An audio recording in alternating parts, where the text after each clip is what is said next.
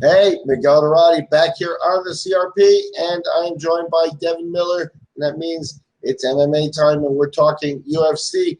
This past weekend, the UFC 240 card went down. One of the winners on the card, Cristiane Justino Cyborg, bouncing back from her loss to Amanda Nunes with a strong victory over Felicia Spencer. Spencer, game opponent, but just not enough to really challenge Cyborg. Cyborg getting the unanimous decision pretty comfortably.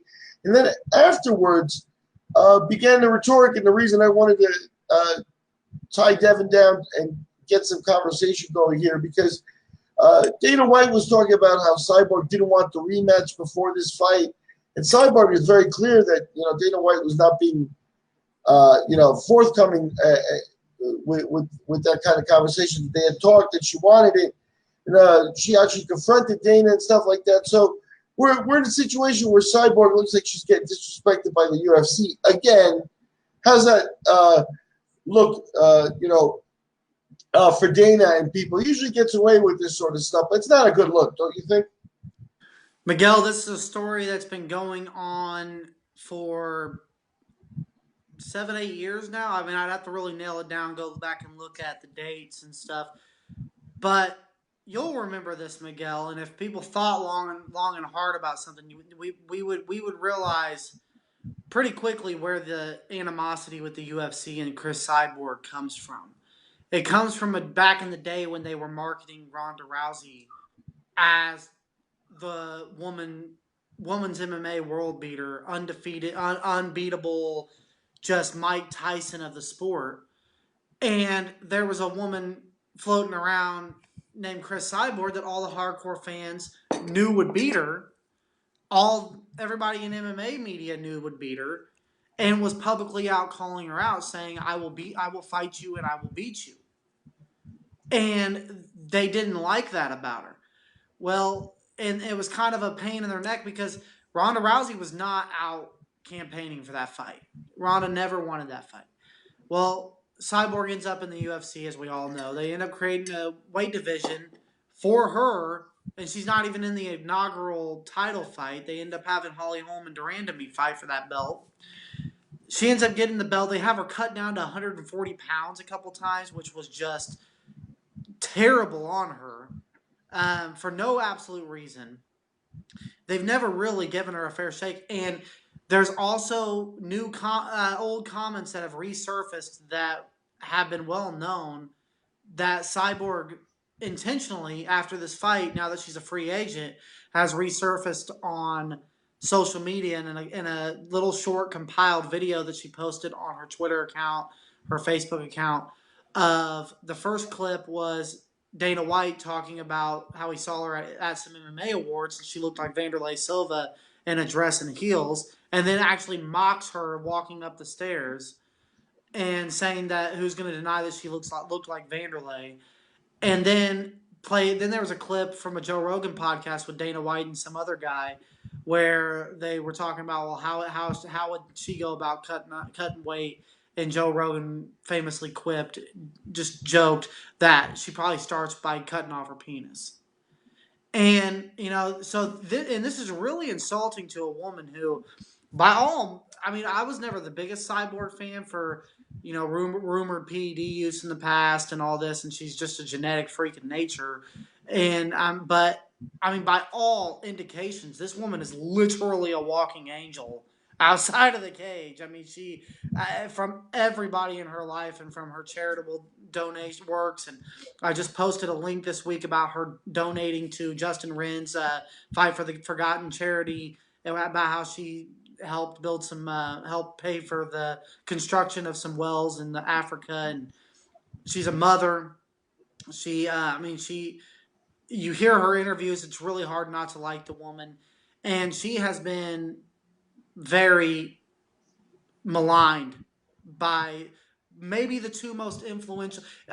Me and Chad had this conversation a while back ago about the whole Conor McGregor is the face of the UFC, or Jorge Masvidal is the face of the UFC, or GSP was once the face of the UFC, or whatever. No fighter is the face of the UFC. The face of the UFC is Dana White, and if it's not Dana White, it's Joe Rogan. Those are the two faces of the UFC.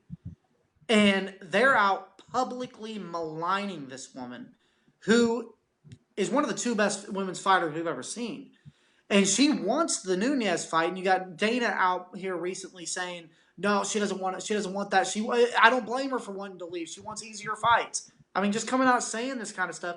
And Cyborg saying, I'm going to see my options. They're hurting my brand. She said those exact words on Ariel Helwani this week. They're hurting my brand with this talk. They're hurting my livelihood. My daughter has to answer to this. I have a daughter that gets made fun of about this stuff at school now. Like, this isn't just some funny stuff.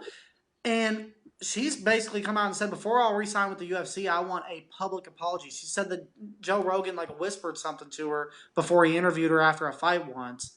But she's basically saying, no, I want a formal public acknowledgement of wrong. And for two bravado alpha male figures, I mean, I believe admitting wrongdoing is one of the strongest things you can do as a man, as a person. And I think that it's a long time that they do come out and say, we trashed this woman in a very negative way. It was not appropriate at all. I'm this woman's boss. I'm the face of this company. We're on ESPN now. I apologize. Yep. Shouldn't be that. I agree with you. I think that's the right thing to do. I don't know if we'll get that, but here's the one thing, a small caveat to that. I do believe, I think that Joe and Dana, when they engaged in some of the old rhetoric and stuff, they're not talking about, her having a dick anymore. You know what I mean? And she's on the roster and stuff like that. So it's been a few years. So she did dredge up something old. Now, does she have a right to do that? Yes, especially if there hasn't been the closure of an apology, right? So I'm not knocking her for doing that. It's the other idiots that sort of overstepped and now, are being called to pay for it. Maybe they didn't expect it so late. You know what I mean? So after this much time, maybe they didn't expect that to come up. But I do think in this particular case, when Dana White said she doesn't want that rematch, that I think, again, it's a mistake of Dana's for not really talking to Cyborg. And you don't have a relationship with the girl because you've been, talking bad about her and stuff like that. So she's not completely in the fold. She's not trusting what they do. But Dana was building the Nunez 2 fight. That's what he was doing. He was putting his spin on it. And I think he's told her that.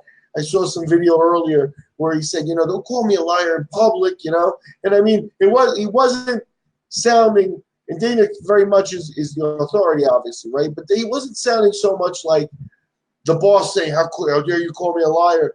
I think he was saying, this is what I'm doing. I'm trying to build the fight up. And, when I say stuff like that, talk to me, don't.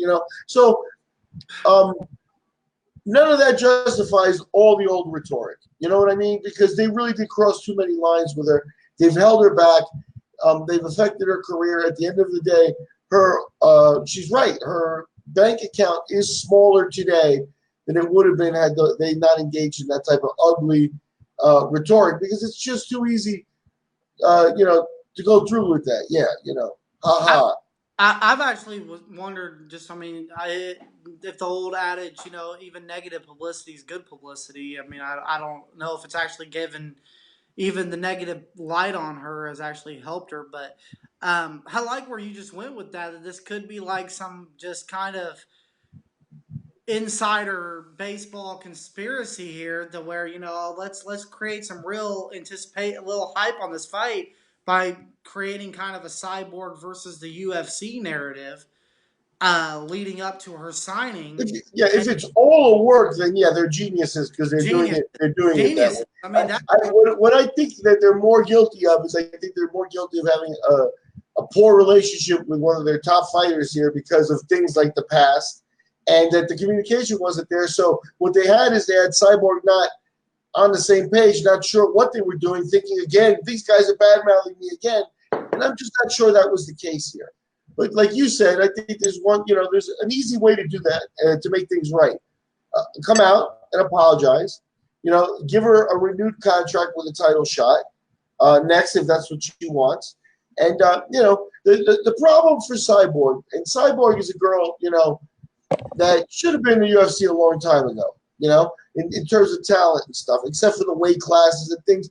But that was, again, the UFC with sort of an anti-Cyborg take of not doing, full weight classes that every other, organization has, I remember Cyborg at one point, said, she was, like you said, she's a pro outside the ring, but she's also kind of been desperate to get, to the UFC, to get on the good side and stuff like that. And at one point, she made the mistake of getting matched by Tito Ortiz, So she's been bounced around. She was matched by Tito, and that didn't work out and stuff like that. So she really doesn't know where she stands, and that's a shame with this company, because she is one of their bigger talents. I think she's one of their bigger draws, especially on the women's side. So you're in a situation where they should make right for the disrespect. There's no reason to do that, and it'll show a different side of their company. And again, take out some of that macho-ness and that male stuff that just doesn't, 5 years ago when they said it, maybe it was still flying, but times have changed, and we're trying to avoid stuff like that now. And again, when the victim is a pro of this caliber, they've really overstepped and made a mistake. I totally agree, and I think that if they don't make it right and they cost themselves the rematch with Nunez, then they go from being potential geniuses to being total fools, because that's a great fight. That needs to happen. The first one was very fast. She got clipped early. Nunez is a pouncer and got her out of there. What would even be even bigger? I mean, if Cyborg was able to come back and beat Nunez and then set up a trilogy bout between probably the two best women's fighters we've seen.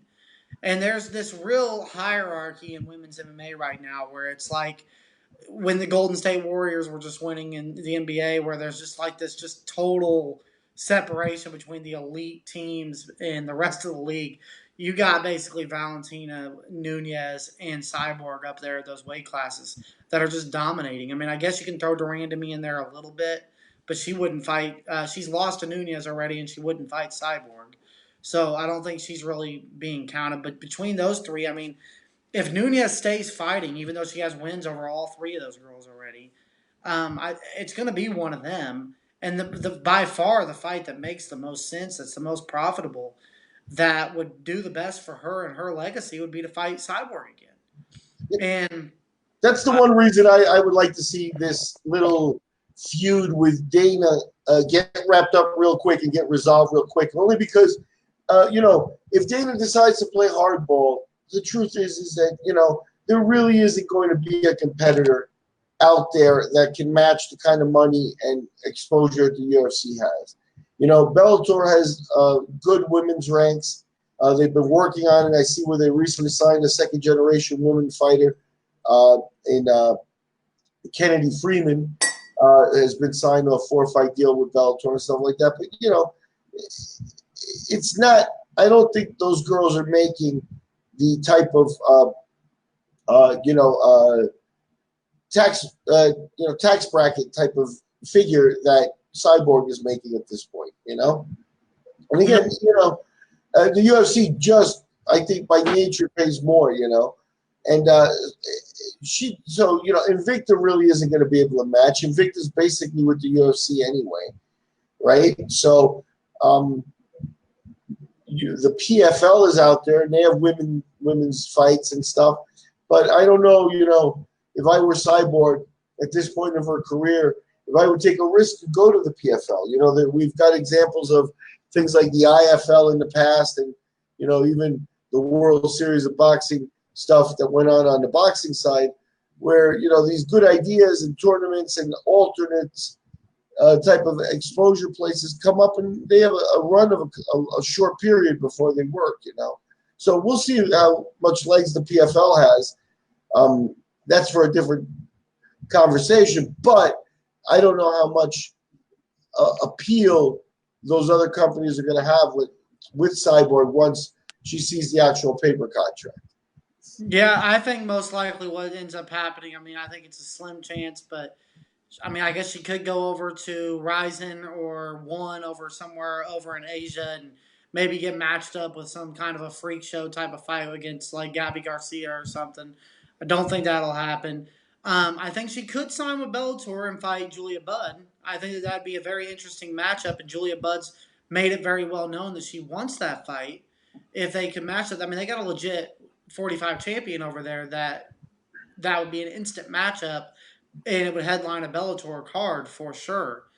But I think Now, what you're saying is most likely is what's gonna. She's gonna try to stick around. She wants a one-off with Amanda Nunes. The thing is that, and then player options. Like she would sign today for a fight with Nunez, but she's not committing to sign for like a 5 or 6 fight deal and stamp her flag in the UFC. And the UFC's not going to have her floating around other places. We all know that. sure, that makes sense. And I mean, to a certain extent, she may be making a tactical error by saying, no, I'd like to, go the Kevin Durant route and re-up every year. You know what I mean? And since you talked a little basketball. But, like I said, I don't know that her options are going to be there, and I don't want to see the UFC in this situation turn angry at her again because they've already, she's already suffered a great deal for it. Yes, I agree that Bellator, could step in and she could go over there, and there is some competition over there. I think that, still in the long run, the UFC is where the women fighters want to be, I think. And, Cyborg is a person that they already mismatched so badly that I think the apology really would be the only way to go. I don't think we'll get it because they're kind of arrogant, but the other part of it is and this carries across in some ways, and I thought about it when I was talking to my friend Jeff Osborne about the unrelated subject of pro wrestling. But in pro wrestling, somebody like a CM Punk or one of these fighters who just happened to catch on with the public and made themselves, like a Daniel Bryan, if you watch the sport, they seem to be resented by management. Like, management likes to build the guys and have them select the guys. And the UFC, I think, suffers from a very similar affliction, which is that, if you're not a Dana guy and the UFC hasn't, put their stock behind the company, and all of a sudden you come up and, you organically become the hottest name out there, they still sort of make you wait, check it out, continue with their own plans. Like, none of what you've been doing matters. Masvidal might be a good example of that, Maybe not right at the moment, but at other times in his career, he had no traction whatsoever. So, it's an interesting thing. Cyborg, I think, was already a huge name without the UFC. And I think that, she may still be suffering a little bit of that from, that type of resentment as well. I completely agree. I think you just said exactly what needs to be said when it comes to this. But I definitely know, just wrapping things up, that the Cyborg Nunez fight is the fight that needs to happen. And I expect that when they do sit down and numbers start getting thrown out, that we could see this just kind of smoothed over. But I think that, if she sticks to her guns about public apologies, maybe not. But yeah. I think that the money's probably going to talk. The idea of her legacy being really hurt bad by Nunez knocking her out is going to goad her back into a potential rematch. So I think that we're definitely going to probably see Cyborg brought to the table. I mean, we talked about the PFL, we talked about Bellator and the potential of them signing over there. And at the core, they may be able to come close, may be able to come up with an intriguing offer. But the bottom line is once the UFC's machine gets you to that next level, and I believe that Nunez's next fight she's there. She's on the, they can't make her headline a fight night. You know what I mean? It's like they can't do that. They have to, there was discussion with her last fight over whether she should have headlined over John Jones, being a slightly more decorated champion right now with 2 weight classes and, without all the baggage and stuff. So Nunez's next opponent, Nunez's next fight is one that you're going to want to be a part of. It may be the biggest fight in women's history, Especially if you exclude Rousey, right? So I think, Cyborg should be careful with how pushy she gets asking for things unless she's really willing to walk away from that fight and that payday. Yeah, I think she'd be full. I mean, that's really what it comes down to is if the UFC lets that slip and she'd be willing to let that slip, they're both fools. So, Yeah. I'm Miguel Iturrate. That's Devin Miller. We've been talking about Nunez and Cyborg 2. The match is obviously the hottest match in women's UFC currently going right now, but it's up in the air. We're not sure if it's going to happen. We've been discussing the reasons why and the positions both sides might take right here at the CRP.